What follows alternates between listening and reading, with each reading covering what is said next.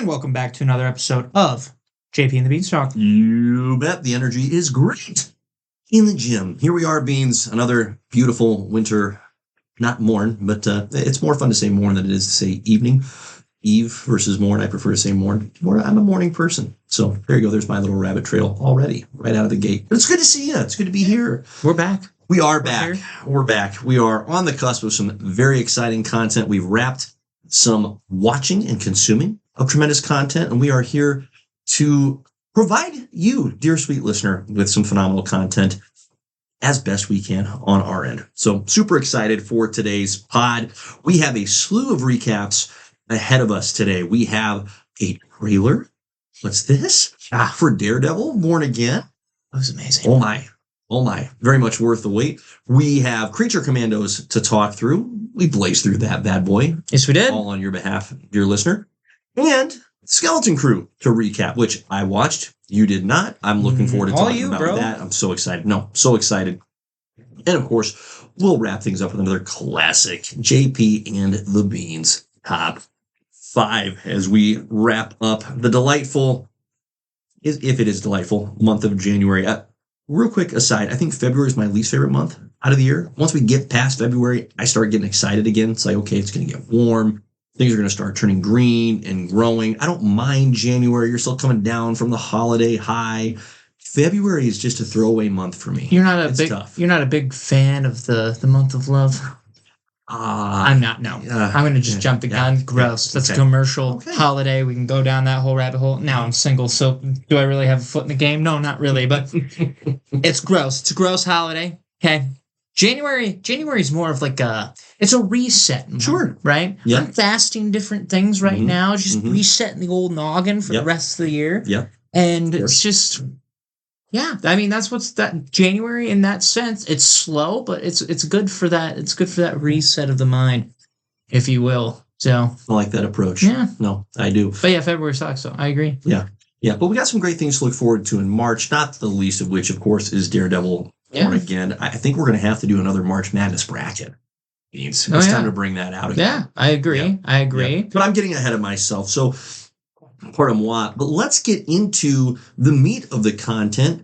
Daredevil Born Again dropped its first trailer, and I would imagine there might be a second trailer. Part of me really hopes, though, that this is the only trailer, what I'm going to call substance, or this is the primary trailer, and that's it for the entire show, because I don't need things spoiled, and this gave plenty to anyone that has been anticipating the show. And I would imagine that anyone who has yet to watch any or all of the original 3 seasons of Daredevil saw this trailer and went, well, okay, I'll go watch that. I'm interested. Yeah. So I thought it did its job. I mean, my goodness. Talk about worth the wait. It's perfect. It was perfect because it immediately told us that, hey, you remember the tone of that show that you love so much? Just because we're on Disney Plus, it's not gone. Right.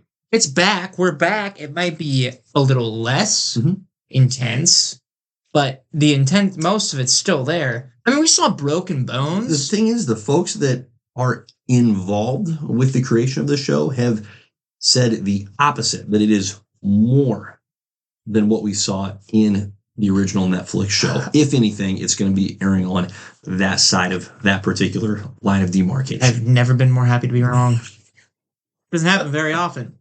But when I'm wrong, man, good. Yeah. Good for this one. Yeah. So it's it makes me wonder how much, and we'll get into the production history of this show as we get closer to the March 4th release date of the first episodes of the show. But it does make me wonder how much this show was impacted and, to be really frank, benefited from the success of Deadpool and Wolverine, and how that movie blazed the R-rated trail for the Disney side to have them say, hey, this isn't a harm to our brand. Rather, it can be an asset. Obviously, it's not the primary avenue in which Disney and Marvel is telling their stories, but it's valid, and it's something that, in other words, the people want to see.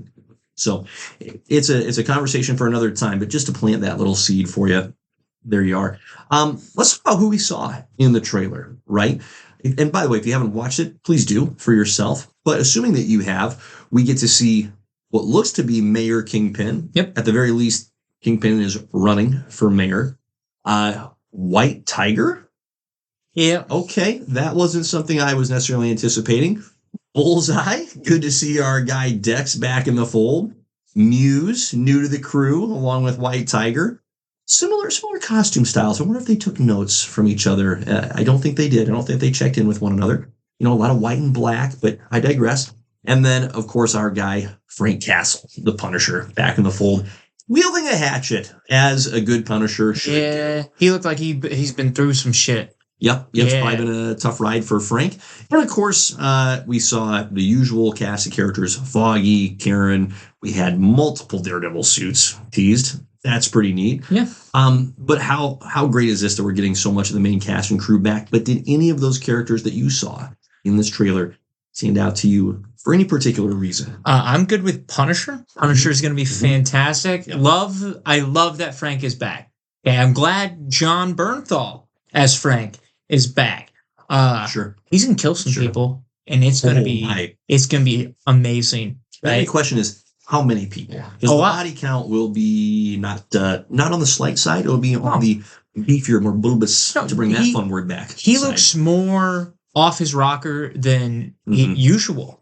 So, that's gonna be awesome. Yep. There's gonna be a lot of death from him. White Tiger, I could be indifferent about. I will see what happens with the character. I need to do more research on the character. Like, I have only known White Tiger, and known is a strong word, more like by association in Daredevil comics. I can't say that I've ever read a run of comics outside of, again, a little bit of Daredevil that's had White Tiger as a part of the story in any, substantial way. Well, I thought White Tiger was a girl, so... Okay. Well, I don't know. Joke's on you. Maybe this is the one before. Maybe there's been multiple White Tigers. That is part of the character where it's not an individual. I believe it's what do the people say? Amulet based. Yeah. Right? Okay. He holds the amulet, the White Tiger amulet in this case, and gets the powers. Well, there you go. So, I mean, it's accessible. That gets the people excited, right? Yeah. You could have those powers. That's great. Yeah, that'd be dope. Absolutely. Don't know what I would do with it, but yeah, that's great. I was really excited. I expected to see the Punisher in this show. Nonetheless, it was still super exciting to see John Bernthal as Frank Castle in the flesh. What a delight. For some reason, I was less certain that Bullseye was going to be present. Yeah. I'm sure the news was out there, and I simply didn't pick up on it. But I really, really enjoyed how they developed the character of Dex. Obviously becomes Bullseye throughout season 3. Yep. And with all the work they did on that character, by all means, keep him involved. That's great. Even if he's not the primary adversary, he should be a part of the Daredevil circle. Yeah, I'll be very interested to see what his role in role in this is. Right. With him and Muse is coming in, and Muse looks amazing, and Muse is a serial killer. Of what do we say? A superhero serial killer? What did we say he was a serial killer of? He's just kind of he's willing to kill anyone, really. Okay, fair enough. Yeah, he gives me a lot of Victor Zsasz vibes. Yeah. Okay. Yeah. So, they both look awesome. Yep. I'm excited to have them both. This isn't on your list, but there was also in the show it looked like a band of people that were just wearing different colored masks. Yep, So I'll be curious to see if that's anything at all, or if those are just people for Frank the Murder. Could be. Are they forerunners of Muse of some kind? Who's to say? Yeah. So the tone of the show obviously I think was the most important piece, aside from showing all of us fans who've been waiting for so long the actual in the flesh actors in their respective roles. That's outstanding. I mean, think about how rare this is for movies and shows to not have to recast minor or major roles. And they're bringing the whole band back, like from Karen Page to Foggy Nelson to Kingpin and his wife. Gosh, I'm blanking on his wife's name now, but it's the same actress, and she's in a phenomenal. Vanessa. Vanessa, you got it. Yep. Oh, the same name as my car. Should have known that off the top of my head. Okay, well, hopefully that's all you have in common. But I think it speaks so well of the enthusiasm that each of these respective individuals has for their roles and has for the show as a whole. So I'm super, super excited. There was nothing in the trailer. And again, the tone was the other piece. You had to nail the tone. And it's as if we didn't have spent any time away, which I find absolutely incredible. That's amazing. It'll be interesting to see what's happened in the gap. Sure. The time skip, if you will. Yeah. Kingpin looks like he slimmed down a little bit. So, do you know how awesome it would be if he's just yoked? Like underneath that, he's just shredded, and you're just like, oh dang! And he strips away the suit, and it's like, and it's just steel, a chisel, just a steel, chiseled Kingpin. Like, oh, I don't think I'm ready for that. That'd be terrifying. I don't think I'm ready for that. So here's one question I have for you: Are we getting Elektra back? Is she reappearing? Sure. Yeah, we have an actress, Margarita, and her last name is a challenge, so I am not even going to effort it. That has the very strong Elektra vibes, and it wouldn't be shocking. She's such a...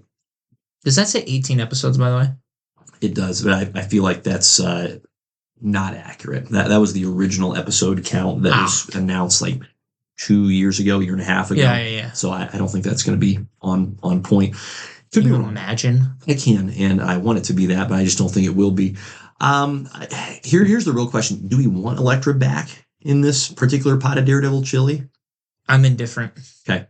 So I've rarely seen her character be allowed to bring anything of substance to Daredevil's world. Too often it's just like chaos that doesn't really jive with the character of Matt Murdock as he's presented to us. So I'm more interested if Elektra is going to come back and having her character be reshapen into a sustainable way. Like it's just like a firework that's going to explode, make a bright light, make a lot of noise, and then we're done. So I'd rather see her character, if she truly is brought into the fold, have some sustainability.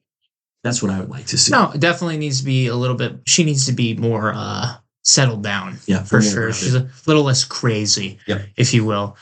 So that would be. Constantly gets written that way. It's she's got way more to offer than you don't need to be a backstory, a nutcase. No, all the time. No. A lot of untapped potential, I think, in that character. Yeah, I'm good either way. If she shows up, she is a important Marvel character. Mm-hmm. So having her present, I mean, she is very important to the Daredevil lore, regardless of what Elektra we're getting. Mm-hmm. But yeah, I'm for it if it makes sense, and that's what matters the most. It needs to make sense. Sure. So yeah. Anything else on the Daredevil front, my guy? No, dude. I am over the moon. Yeah. Excited. Yeah. I would love to skip the whole month of February just to get to this. Right. For so many reasons, and that one being a primary reason. Yeah. The only question I have left is how many episodes are we getting, and are they all dropping at once? Yep.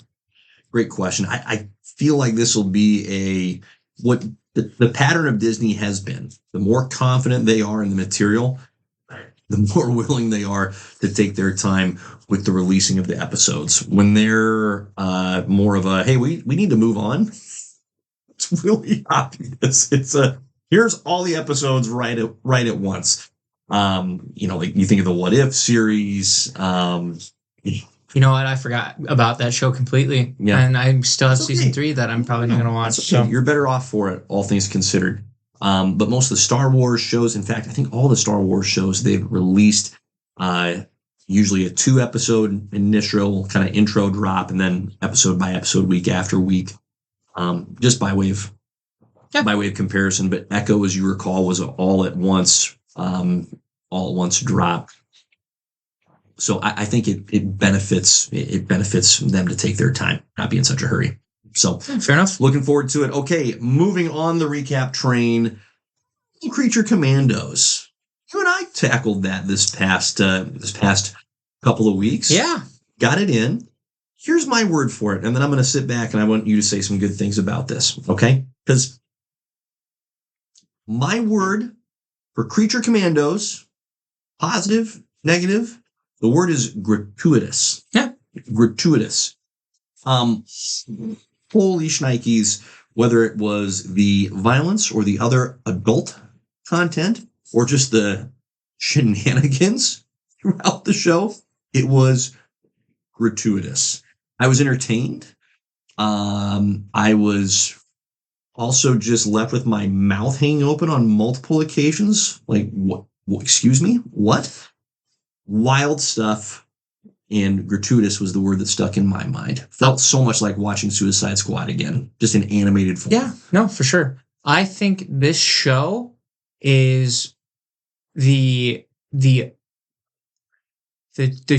de grace of what Marvel fumbled, because the fact that we had a Creature Commandos animated series come out and to have it be good and to have a bunch of characters that nobody's really heard of shine the way that they did is a testament to James Gunn.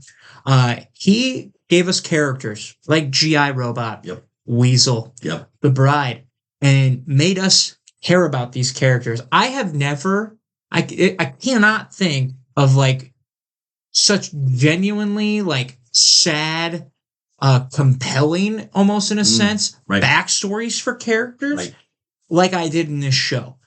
The fact that I came out like caring about a weasel human who was just trying to save kids and who spent a non-zero amount of screen time licking his nether regions.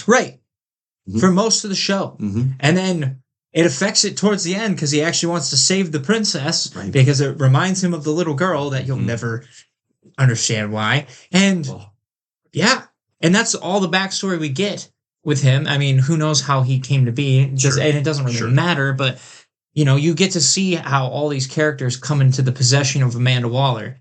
And I think this show also did a great job of dialing Waller back into a sense of being a more reasonable character. Like, I didn't hate Waller this time around. Like, I understood where she was coming from and could actually see why she would want to do the thing that she was doing.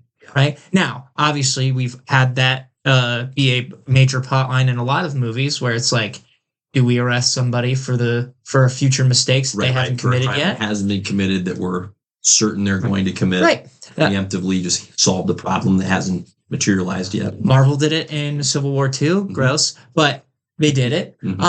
So to have that whole story, like, there's not one character in this show where I'm like, I never want to see again. And it's a testament, and we talked about this a little bit, but if he can do this with, let's be honest, Creature Commandos are D-list characters in DCU. Go down the alphabet as you need to. Maybe F list. Like, they're on the bottom of the barrel. And for him to not only take these characters and blow them up, but to, like, bring them to a forefront, and he probably just rose their stock, like, 3 letters. They're probably B characters now, right? I like that categorization. So just it's a testament to him and his writing abilities, and now we get to see, dude, his Superman movie is going to be fantastic. I'm determined. Like, I remember us earlier when they first announced it that he was doing it. We were skeptical a little bit, and then Guardians 3 came out. We're like, okay, that was pretty good. I'm sure he'll be fine with Superman. But to have all of this, and this is the final thing I'll say on it too, which goes underrated, is the fact that this show, you don't have to watch anything before. You're not going to have to watch anything after. It was honestly refreshing. It was honestly refreshing to just go in there. James Gunn still built the world around it. We got tidbits of a ton of DC characters in this show. We got our A-listers like Superman, Batman, Wonder Woman. They were on there, right? And then we had like little touches to, hey, the Metal Men might be showing up sometime soon. Hey, you remember how we had King Shark in the Suicide Squad? Guess what? We'll throw him back. And the next season of Creature Commandos that comes out, he'll be in that. He'll be part of it. Right. So, kudos. Because even Waller's like cadre of support staff right? To have them in the fold as well. The compliments that I paid Daredevil Born Again with, hey, so much of the cast returning, you can look at the cast list of Creature Commandos, and it's apparent that people like working with James Gunn. Like every director tends to have, the handful of folks that kind of follow them from project to project, or I should say partner. Follows an okay word too. I don't think I've ever seen a director have that many consistent actors and actresses that are a part of his or her projects time after time. So the guy clearly is, the phrase that you hear so often in sports is, hey, this person's a player's coach. Right. James Gunn seems to be an actor's director, if you will, and writer to that point as well. Well, and because if you think about it, Dave Bautista, like the whole the whole Guardians cast was like devastated when they kicked him off the movie, and then he came back. Right. Like, there's a good chance that movie does not get made because they all walk. Correct. Like, correct. That is a testament to James Gunn as a person. Yeah. And a worker. Like they obviously appreciate what he does with the folks that he gets to work with. There's no doubt. So the fact that you're getting all these people jumping over and be like, oh yeah, we'll do this for James it's incredible for him. So I like, super well said. Right. And back to the self-contained thing, like, love that point. Like the ending did not lead into anything else, and I could not be more thankful. No kidding. Because now I'm not like, I know Marvel, and in the past I'm like, oh, I love that. Like, they tease this. But we've gotten to the point now with Marvel, how many of those now have led to nothing? Mm-hmm. And why would you want to do that at this point if you're not going to do anything with it? Instead, with DC, they're just like, hey, this is good. Yep. We ended it at a good point. Yep. You know that we could pick up the Creature Commandos at any other point if we wanted to. And they exist in the DC. Yeah. The DC cinematic universe, they are now here. So that's all you need. I think one of the biggest challenges that happens when you have success, when you have stories and characters that people want to engage with, and we've seen this happen with Marvel, and this is something that DC has to guard against as well, which is the best thing that you can do to set up the future project is to bring all of the energy and attention and focus to the present project. And not just from how the sausage is made focus is, but from a story perspective, the story needs to be 99% self-contained in that it's not worried about setting up the next thing.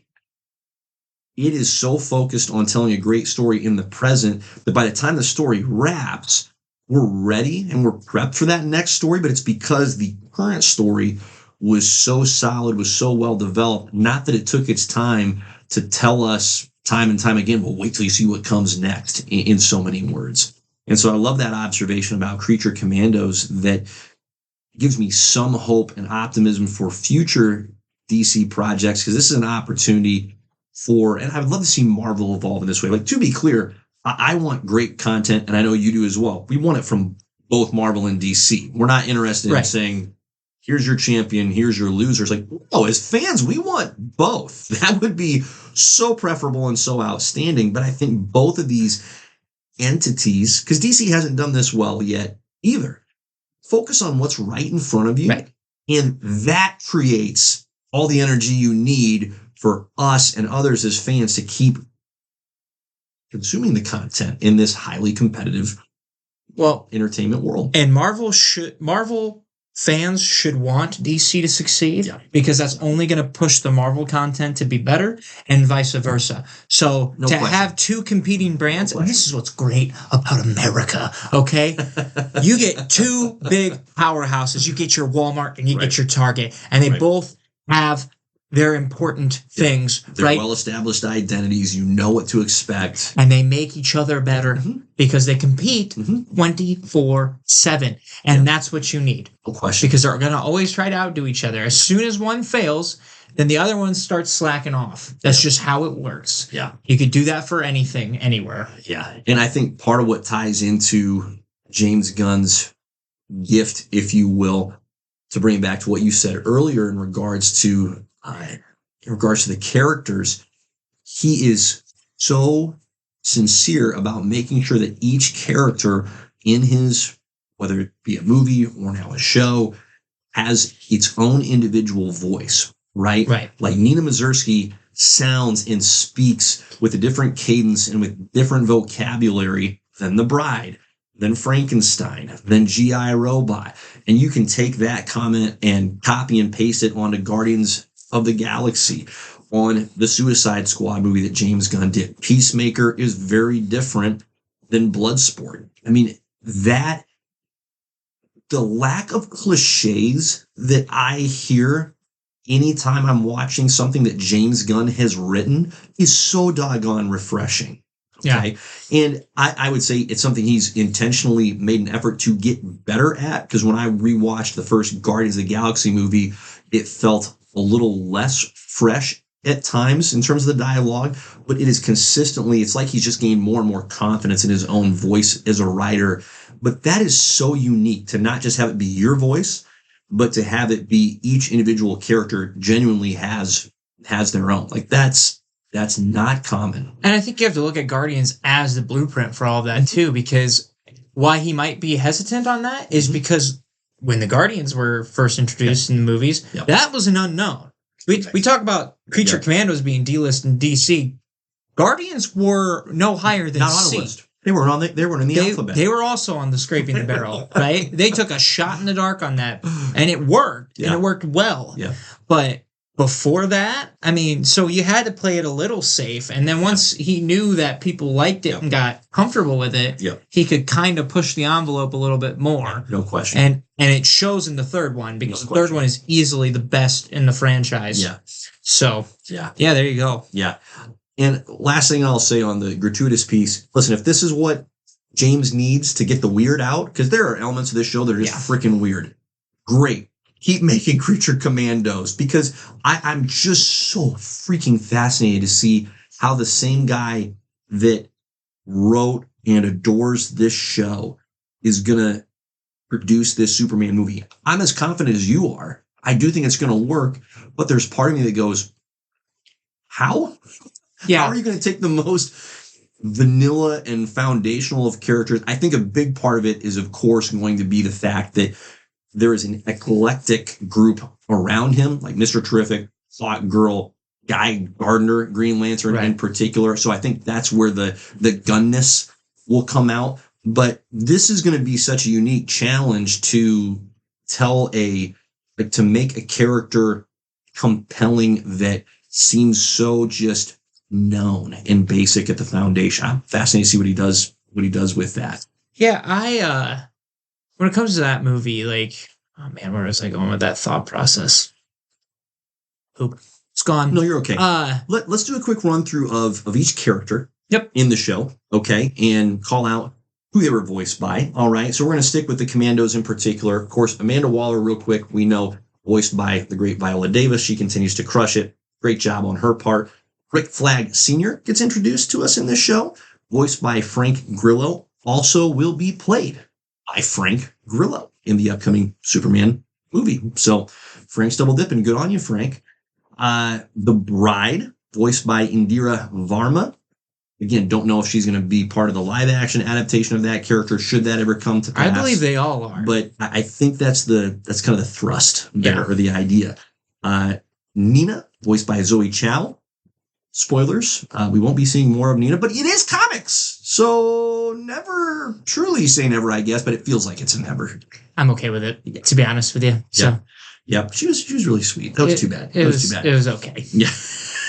I was like, yeah, you're the least interesting for me. Shame. Tough conclusion for Nina. Frankenstein by David Harbour. An active guy, right? He's going to be Red Guardian here with the Thunderbolts. He's ripping the voice of Frankenstein out. He was phenomenal, by the way, wildly entertaining. Dr. Phosphorus, voiced by the just wonderful Alan Tudyk. He's a delight. Voice acting legend. Oh my gosh, what a What a gem. Yeah. What a gem. The list is long. Oh, my goodness. So much fun. And then Sean Gunn double dipping as Weasel and G.I. Robot. Yeah. So a lot of fun with all of those characters. A couple highlights for me. Frankenstein, I thought, was given some of just the most enjoyable, witty, humorous dialogue. He was a hoot. Uncomfortably funny. He was. That is the best way I can put it. Yep. Like, there's just like, oh, this guy's a terrible person. And then you're like, he doesn't know better? But, like, he's still terrible? It's incredible. Really, I think the Frankenstein theme is what did it for me. I thought The Bride was a much more worthwhile and also, like, freaking powerful character than I had any clue would be the case. Yeah, no, it was, she's surprisingly strong. Mm-hmm. Like, you wouldn't think that. You think that she'd be fragile because she's dead. It's all dead body parts. Same with Frankenstein. So you're like, oh, these guys are whatever that doctor put in there to get them to work. Right. Well, it worked well. Frankenstein, it worked, sir. You did it. You did it, sir. So there were some fun highlights. We're going to circle back to our Dear Sweet Creature Commandos in our top 5 segment, so we won't get too in depth. But did want to highlight the folks that provided the actual work behind the scenes in that regard. Yeah, no. So I remember what I was going to say. Oh, hit me. Yes. So you said getting the weird out. Yep. I think the amount of violence, I think the only way that it works as well as it does is in this animated format. For sure. Because if this is real, that's borderline crossing the line. So if he has to continue to do animated series for this, I think that's perfect, honestly. Yeah. It worked well. The art style worked great. Right. So, yeah. But yes, characters were fantastic. Yep. Back on track. Sorry that my brain went completely. No. Last thing I'll say is it was probably exactly as long as it needed to be. Like any more, any less, it would have been probably a misfit. I agree. I think they hit the sweet spot as far as just overall screen time for what you were expected to stay locked in for as the viewer. I think it was the right amount. Fantastic. Very good. Okay, moving on to our next recap of the pod. A little bit of a different tone here. Skeleton Crew. Okay, for the family. To be clear, Creature Commandos is not. In case you weren't sure, it's not a cartoon for the kids. So the irony here is the cartoon is for the adults, and the live action Skeleton Crew is 100% family fare. Okay, now you Beans did not watch this, and I'll say good choice because this show is not for you. Okay, this is definitely made for the families, and as a family guy, I enjoyed the heck out of it. My kids all enjoyed it. A little drop for you. My kids enjoyed the bejesus out of it. As soon as we got done with the last episode, they're like, okay, so can we watch it again? Like, right now? Right now? Tempting, but no. But I will say, I thought this was really well made. And I know that Star Wars content as a whole has done some real silly things and inflicted a lot of its own damage on itself. This is the kind of branch content where, no, I'm not suggesting, hey, make this the primary thread for Star Wars, but I do think this is a necessary branch for Star Wars as a brand, because when you can have parents and kids watching and enjoying the same content, I think that's when you know that you've done something quite well. And the production value was high. I mean, how many of these shows have we seen or movies where we're going, oh, your CGI isn't finished, or you don't actually know what you're going to do here with the story. Like, you just are really hoping that I'm not paying attention to that enormous truck-sized plot hole that you just left wide open. And don't get me wrong, I'm not suggesting that this show is perfect or completely buttoned up, but it's self-contained. Okay, that seems to be the phrase of the pod, self-contained. New characters, right? So it's not a, hey, we need to have seen prior to or what's going to come since. That's fantastic. And I just need to give a shout out to Jude Law. Listen, he is at the stage of his career, and has been for a little while, of course, where he can do whatever the heck he wants. Yeah. And he chose to do this, and the guy brought everything he had. So major kudos to Mr. Law. Question? Yes. This is a spoiler question. Do it. No, it's fine. This is a spoiler. Skip in 2 minutes, okay? Do it. Was he actually a bad guy? Yes, bad guy. 100%. Oh, you called it. You called it. Bad guy. Bang! Not a Jedi. Oh, I Both knew those it. things are true. Now, he did have Force abilities that he was able to unleash. Or no? No, not Sith either. The brief amount of backstory that we get for Jude Law's character, so again, spoilers, is he was a youngling of sorts. So he went through some Jedi training, but didn't complete the full course, shall we say. And then went full pirate.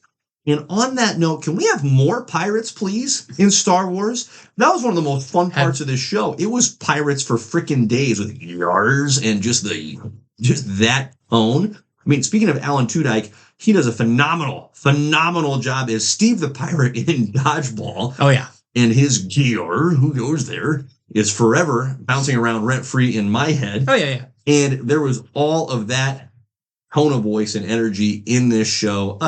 Another shout out to Jaleel White from my youth, Steve Urkel, jumping in here as a pirate himself. Way to go, Jaleel. Great to see you. You did great, bud. You looked wonderful. That was so much fun. And child actors aren't always the way to go, right? Sometimes it ends up rough. But I thought all 4 kiddos that had significant roles in this series did an excellent job. Particular props, though, to the actor that played him, old Ravi Kabat-Tamirs. I think we're going to see that guy in the years to come do some really fun things. Well, there you go. He had some above average chops. I was impressed. So overall, hey, this was 2 thumbs up for me. And this is, I'm going to get into this a little bit more here in a bit, but you got your Andor, you've got your Mandalorian, and you got your Skeleton Crew. I think you've got like 3 really sweet veins for Star Wars to lean into. Yeah.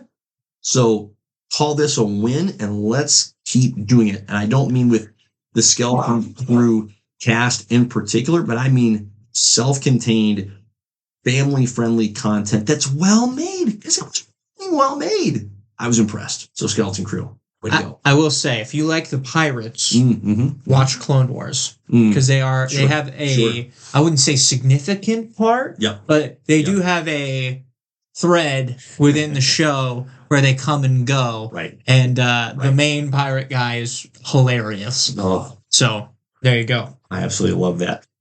Absolutely love that. No, so Skeleton Crew was super, super solid. Hopefully looking forward to more down the road. And along with that, I'm just going to pivot right now to my little point of view.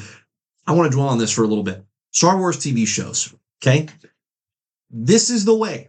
We've talked about this before on the pod.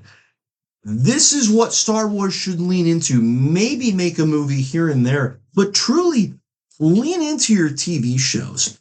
Major props to John Watts, okay, of Spider-Man, for those of us that are of interest on this pod. In other words, the content that we like to follow, the superheroes. He crushed the Spider-Man trilogy that he was handed in the most recent MCU.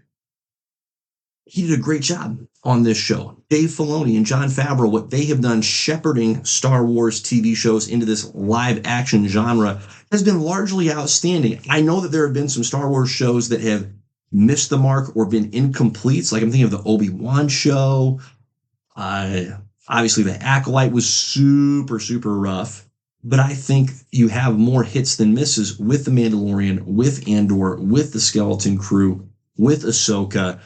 Book of Boba Fett is the only one that Dave and John in particular have had their hands on that was a little For the most part, those 2 guys are hitting a really sweet thread in vein of Star Wars original content that isn't leaning heavily into the lore in an imbalanced kind of way, in my opinion. Everybody has a different Star Wars experience. Star Wars has kind of become like Superman. Everybody knows it so well that they go, oh, well, you don't know it. I know it. Fine. But for my money, if I'm Disney, if I'm the overseers and the overlords of the Star Wars content, I'm just continuing to write John and Dave blank checks and saying, hey, pitch me all your ideas and I'll shoot down the craziest ones. But you guys keep churning out the TV shows, because when these 2 guys have their hands involved, the production value is where it needs to be. The story is solid, if not spectacular.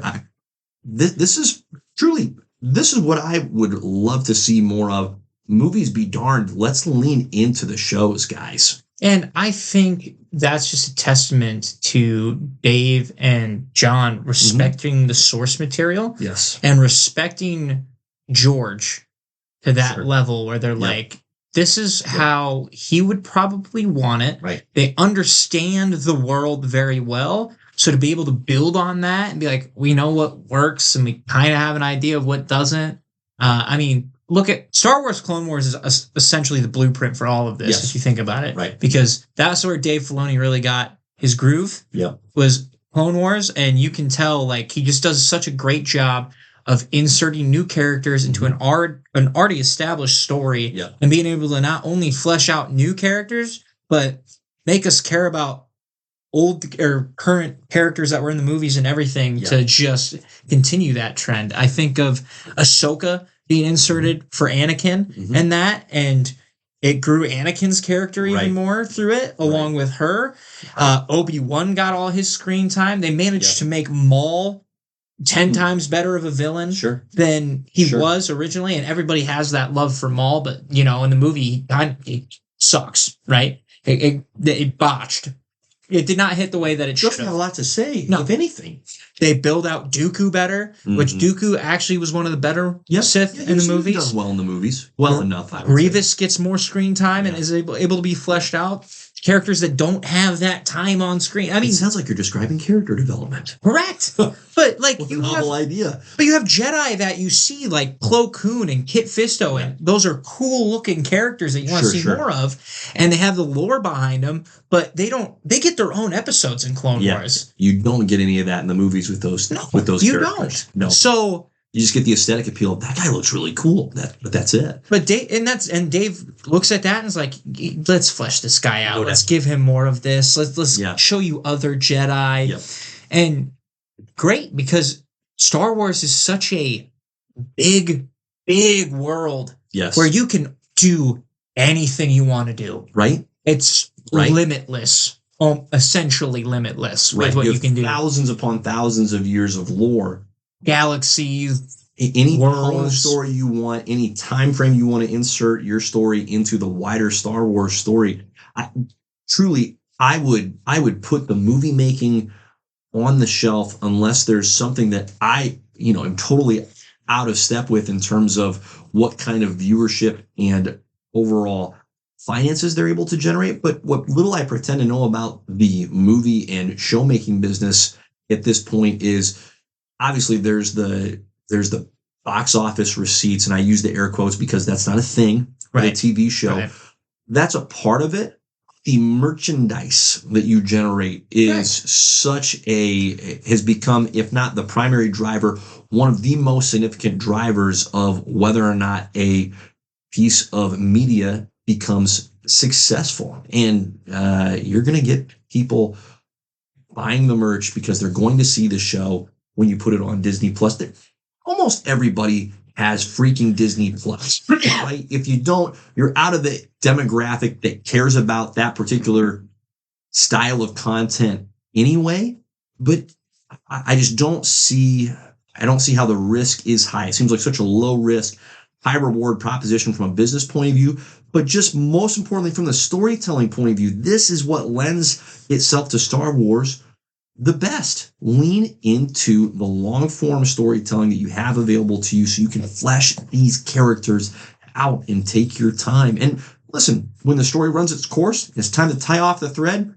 So much more easy and less disruptive to do with a story than it is with movies. I just think it's 100% the way to roll. Well, I think we're done with Skywalkers. There is no doubt. We need to be done. There is no doubt. So if you do a movie again, you either go way into the future or you go way into the past, and you build up some of the other older Jedi that you had established in the Clone Wars, and build them up before any of that, and then call that a day. Well, what's wild to me is you can have simultaneous threads active. You can have Andor coming out, which is going to be strictly for the adults. It's drama driven, and you can have Skeleton Crew coming out at the same or very similar times, and they're not going to create conflict for viewership.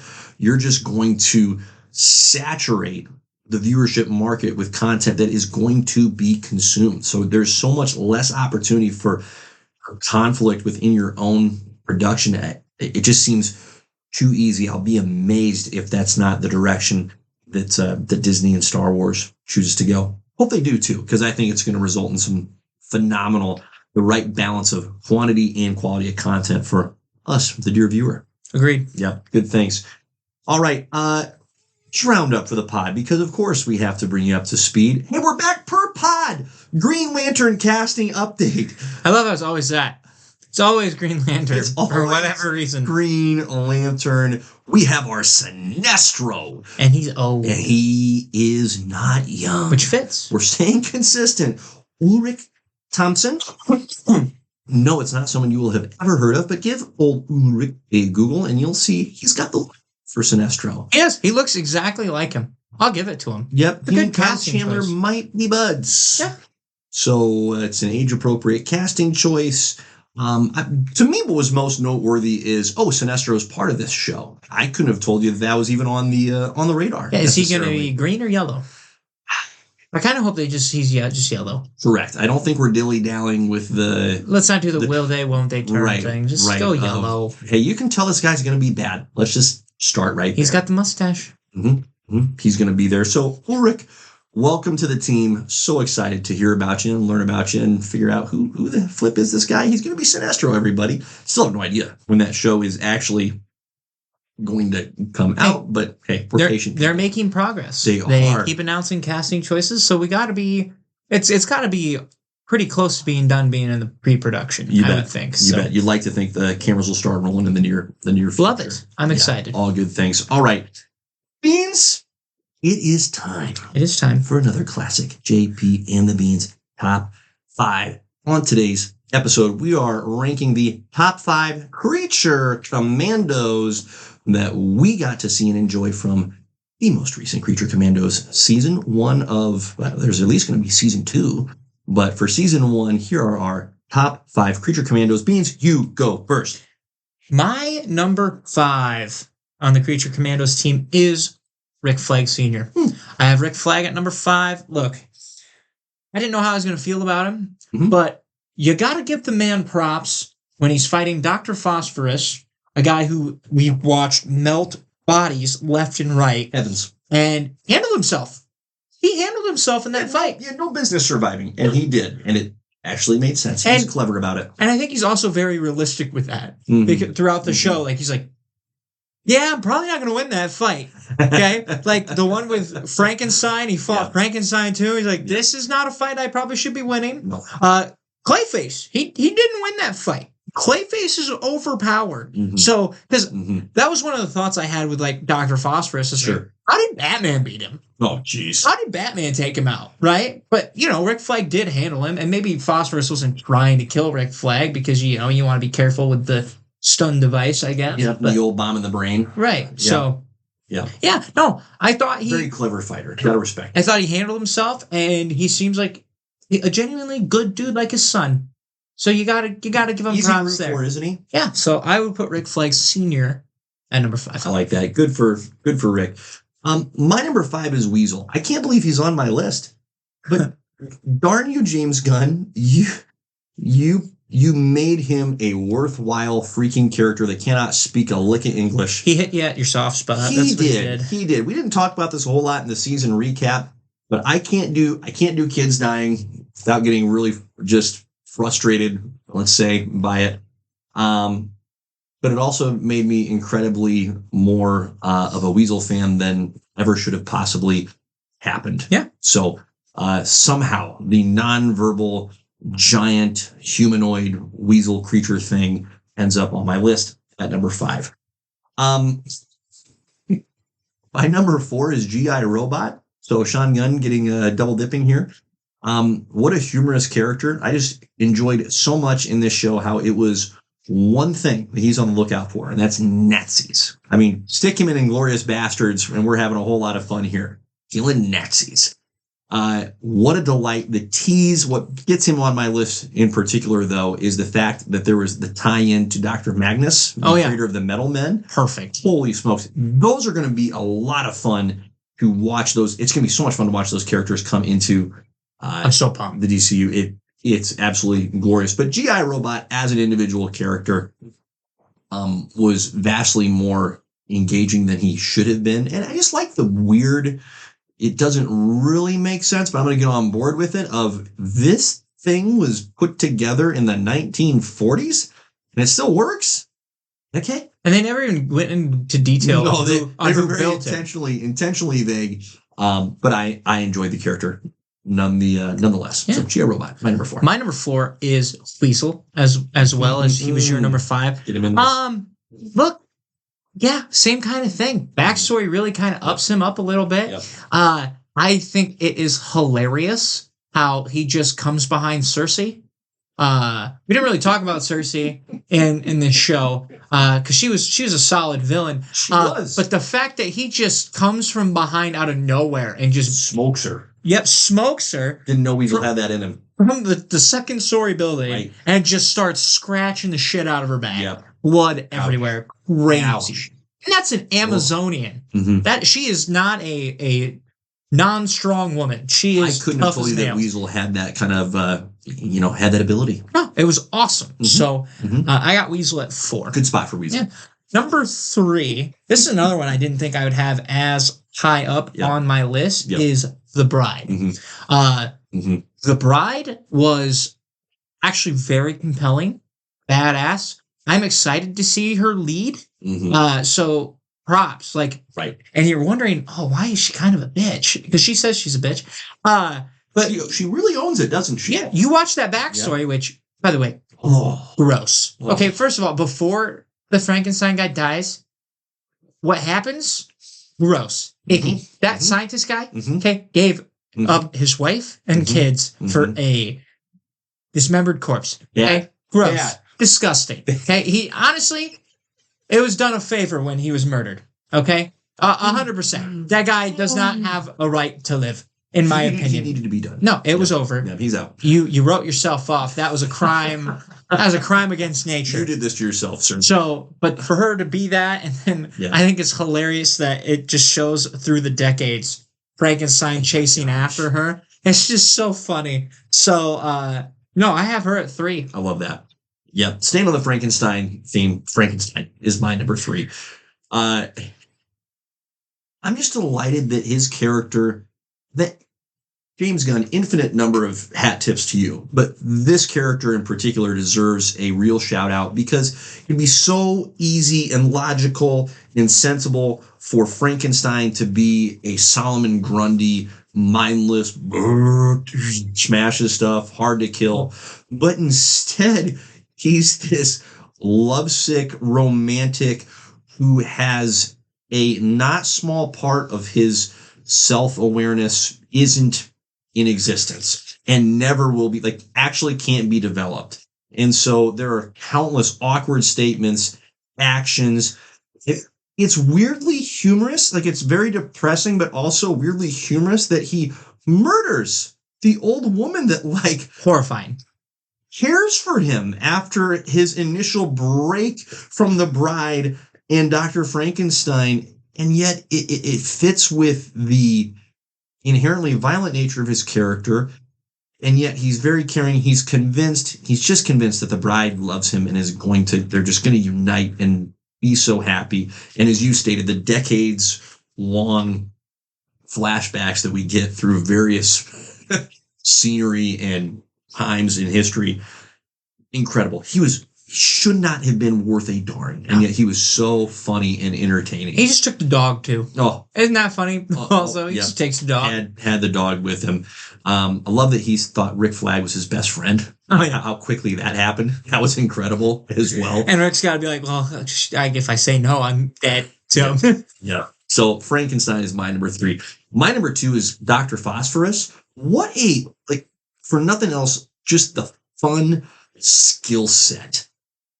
You think about how extraordinarily powered up this dude is. He's nigh invincible, and yet it takes some genuine intentional effort on his part to determine, hey, when to unwrap the flame and the burn through everything ability, and when to cool it down. If you think about it, the guy with every step he takes should be burning through his shoes, his clothing. So I like the element of the character that was explored somewhat, but I think there's so much more room to go further in future Creature Commando seasons. If we ever bring him into the live action, that's just a fascinating element of he's always on. And so he has to intentionally meter and decide, hey, when do I flame this part of my, person down? That to me was really, really just cool from a nerd, comic enjoyer who just enjoys seeing unique power sets. That put Dr. Phosphorus number 2 for me. And I'll just continue on that front because he was also my number 2. So Phosphorus was my number 2. Yeah. I think his backstory, we're going to talk about his story more for me. Sure. His backstory, brutal. Oh. Like getting money from some people he shouldn't have, and then they end up screwing him bad. Like, because he ends up going behind it, gets behind their back, but then he's like, oh yeah, I killed your wife, I killed your kid, and we're going to set you up for the murder, and then guess what? We're just going to put you in a nuclear reactor, and you're going to die too. Horrific. Wow. Horrific. Oh. And you wonder why he is as detached as he is throughout this show. That's why. So to have him go from that, and then he kind of just takes over the crime lord's business, because at this point he's like, what else am I supposed to do with my life? I'm a burning corpse. Everybody thinks I killed my family, so I guess I might as well just be this crime lord. Might as well lean into it. Yeah, it's like I said earlier, Batman beat this guy. No idea. We don't know because they cut out of that. But this dude's kind of he's underutilized for Batman villains, to be honest with you. So to have him go through that, you're like, dang. So, and he was great. Great character. So that was my number 2. Totally agree. Your number 1, sir? My number 1 is G.I. Robot. Let's be real. Okay. Nothing is funnier to me than watching him just murder a bunch of neo-Nazis. Right. Because you're like, oh, he's a World War II enthusiast. He's got all this gear. He brings G.I. Robot in, and he's a white supremacist. And you're like, wait a minute. Why are you collecting all the World War II? Tone deaf as Frankenstein. Yeah. Truly. It didn't make sense. And of course, you're with cats and stuff. But he just murders everybody in the thing. And I thought that was funny. And then we're continuing to watch this, and he gets tried as a human, which, is that not mind-boggling to you? Because do you think anybody with a brain would be like, oh, this is a robot that was programmed to kill Nazis. He saw a Nazi flag. Yes, let's put this guy. It wasn't like these dudes in their gathering were particularly subtle about, hey, everybody just keep it on the down low. We are rocking the swastika. It was out there. It was obvious. So he should have been heralded as a hero, and instead... Or a faulty programming, and just be like, oh yeah, this was his programming from the 1940s where they made him to kill him. We're going to lock him up in a safe place for society so he doesn't make a mistake, but we can acknowledge this wasn't a mistake. This was the right call.